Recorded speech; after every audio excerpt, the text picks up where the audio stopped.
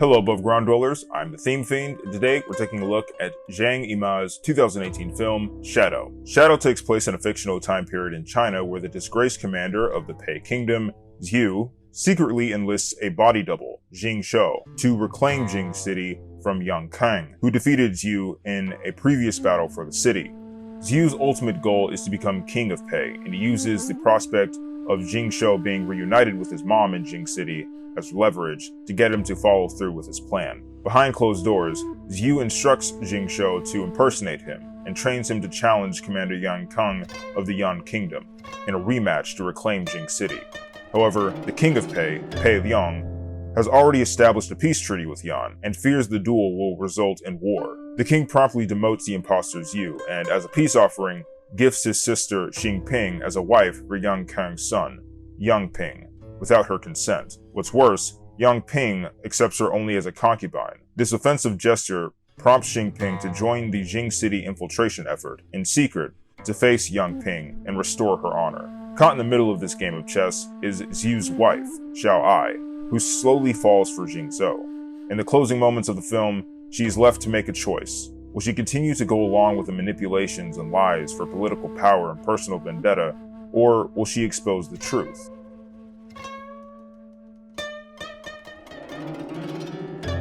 Throughout Shadow, the characters struggle to free themselves from the deception and manipulations imposed upon them by people in power, all for the sake of upholding the power structures they benefit from. For example, Zhu's uncle kidnaps Jing Shou at the age of 8. He lures him in after Jing Shou gets lost in the city after being separated from his mom. And ever since then, he's essentially been used as a body double for Zhu. Zhu's uncle orchestrated this arrangement so that his nephew would be able to have someone stand in his place should anyone make an attempt on his life. Zhu's father had been assassinated when Zhu was 8, so as an uncle, you want to protect your nephew. The only problem is he's using another human being as a flesh shield.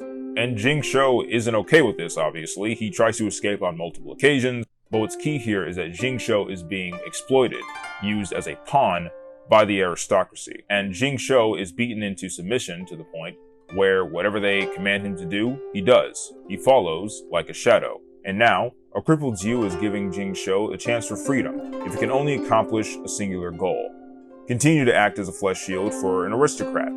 Jing Shou's relationship to Zhu is actually quite similar to our relationship to the rich and powerful in the real world. Politicians will lie about supporting policies that may very well help people, but will instantly bend to the will of corporations if those policies negatively affect their bottom line, thereby exploiting the trust of their supporters, similar to how Zhu exploits the trust of Jing Shou. With billionaires, it's a bit more insidious. They exploit the labor of the masses by providing work that pays next to nothing while providing little to no benefits. What's exploitative about this relationship is that people need to work to keep a roof over their head, period. They also need healthcare, housing, all that stuff that green moolah gets you. What billionaires will do is exploit this need for basic necessities by providing work that can't afford you those necessities, paying you the least amount of money so that they can reap the most amount of profit. And I'll draw this comparison to the relationship between Jing Shou and Zhu because Jing Shou has a basic right to freedom. He should be able to return to his mother in Jing City without having to put his life on the line. In the same way, we should be able to have access to these basic necessities without having to break our backs for menial wages.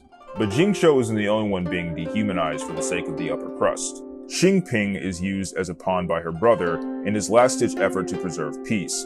Despite her nobility, she's still beholden to the whims of a patriarchal system. But unlike Jing Shou, she's more willing to fight these machinations. And although she pays for her disobedience with her life, her actions exemplify an unwillingness to be dehumanized in light of the power imbalance she's been dealt. But Jing Shou seems to have a bit more faith in the aristocracy. It gets to the point that Jing Shou is beginning to lose his sense of self. And perhaps he hopes that by fulfilling this singular task, he'll reclaim his identity, his sense of humanity. But by the end of the film, he's done the bidding of the powerful without receiving anything in return. And when Zhu makes his final move on the King of Pei, he also tries to tie up loose ends with Jing Shou, but the shadow moves on its own now.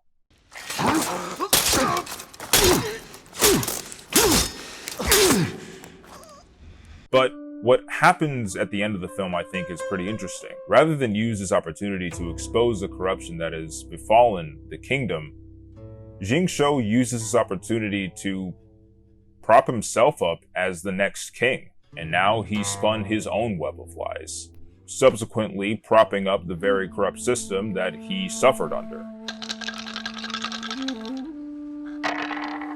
这卦至阳至刚，没有女人的位置，大哉乾元，万物滋始，乃统天。 I love how this movie incorporates the prediction made earlier in the film with Xiao Ai. As a woman, her ability to have any meaningful influence is stifled by the system under which she exists, and as long as this system remains, the violence she has just witnessed may never cease. But whether or not Xiao Ai chooses to fight this corrupt system, like Xingping, or remains complicit, is left open-ended. And this detail not only exposes the fact that many women feel powerless in the systems they exist under, but that everyone feels powerless under these systems. And in many cases, the only way to live underneath them is to prop them up, like Jing Shou, because fighting them can put you at a bit of a disadvantage. Xingping, I think, stands as a model that we should follow. Even if standing up against the exploitation brought on by the rich and powerful puts you at a disadvantage, you should still do your best to maintain your dignity. One thing I also have to mention is just how gorgeous this movie looks. It's based off of Chinese inkwash paintings, and the way that they adapt that art style to film is just really satisfying. Accented Cinema has a video on how they adapt this art style, so I'll link that in the description and you can check it out. It's really cool. Although, if I have any criticisms, I would say that perhaps this movie sometimes has a bit of a stagey quality to its production. Sometimes it kind of seems like it's being shot on a television set, but there's only like one scene where I get that feeling, so it doesn't really harm the film overall. But in general, I would say that it's a bit of a bare bones kind of movie. Its themes are pretty on the nose, but overall, I would say its simplicity actually kind of helps it. I like the fact that it's very compact and contained. I'm the Theme Fiend. This has been a review of Zhang Yimou's 7 out of 10 Shadow. Now, another movie that I was able to see was Kwok-Shing Lo's 2012 film Kung Fu Panda. Or rather, Panda Warrior. It's basically just a ripoff. This is one of those, for lack of a better term, foreign remakes of American movies. I don't know why they do this. It doesn't make them look good. Thought I'd give this a try. There's another movie that's in this same lane, but I can't say whether or not it's based on a pre-existing property. That movie is Hedgehog, which is actually genuinely great. It follows the story of a young hedgehog who loses his identity and has to regain his pride in himself, but also learns the valuable rule of not kidnapping women against their will. She wanted to come with me. What? It's crazy, but it's really funny and really good. Meanwhile, this one is incredibly unenjoyable. I didn't enjoy myself while watching this one, but it's no less ridiculous. The film basically follows the exploits of a young Chinese warrior who is disillusioned by the war that his world has been thrust into. He doesn't understand, why can't we just, get along, basically. And so he, one day, after being berated by his general, he's contemplating this wonderland that his grandfather told him about called Maryland. And he has a medallion, a dragon medallion, that he reminisces about his grandfather to. And it glows, and he falls from a cliff and turns into a panda and is transported to Maryland, where he has to fight off an evil lord that has kidnapped a princess, and he joins a band of rebel fighters, and they defeat him. Very straightforward, very unengaging, useless piece of crap this movie is. But here are a few highlights that I thought were just wow. This must be heaven. It's so beautiful here. Ah! Pig? Uh-huh, that's right. You see, I'm not. Got to hurry. I need to report to King Leo. But you're a hippo. No, I'm not. I am a river horse. You are a hippo. You just said that he's a river horse. That's right. I am a river horse, just like she said. And I'm a bumblebee. You're a hippo. I am not a hippo. I'm Shadow Beat the river horse, I tell ya. Not a hippo. I am a river horse. Get it straight. All right, whatever. Sure, you're a river horse. The world changes every single day, and Maryland is no exception to that rule, Patrick. Is that true? 5 years ago, a terrible disaster befell Maryland.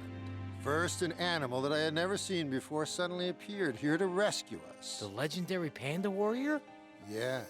You see, the Dragon Ball of Light powers Maryland, and it used to also maintain the peace. It was guarded by Hope and Faith, the two heavenly whales, until one day when Hope absorbed far too much power from the Dragon Ball. The poor creature lost its mind and suddenly began destroying Maryland. It was then that the legendary Panda Warrior came down from the heavens. He quickly defeated Hope, turning her back to her normal self, restoring peace to Maryland. To show her appreciation for his bravery, Princess Angelica presented him with the dragon necklace. Then the Panda Warrior returned to his own world with the magical dragon necklace. But during the ceremony, a despicable rat with a despicable plan snuck into Maryland from an evil parallel dimension. Using his dark magic, he merged Hope and himself into one, declaring himself the evil master of all Maryland, transforming himself into a terrifying nine-headed snake. What? Bro, what are you talking about, man? He destroyed everyone who disobeyed him, and then he took Princess Angelica prisoner. Most of Maryland's citizens were bewitched and forced to form his phantom army. I'm not giving this a score. It doesn't need a score. But that's it for today. I'm the Theme Fiend. Thank you for watching, and I will see you in the next one.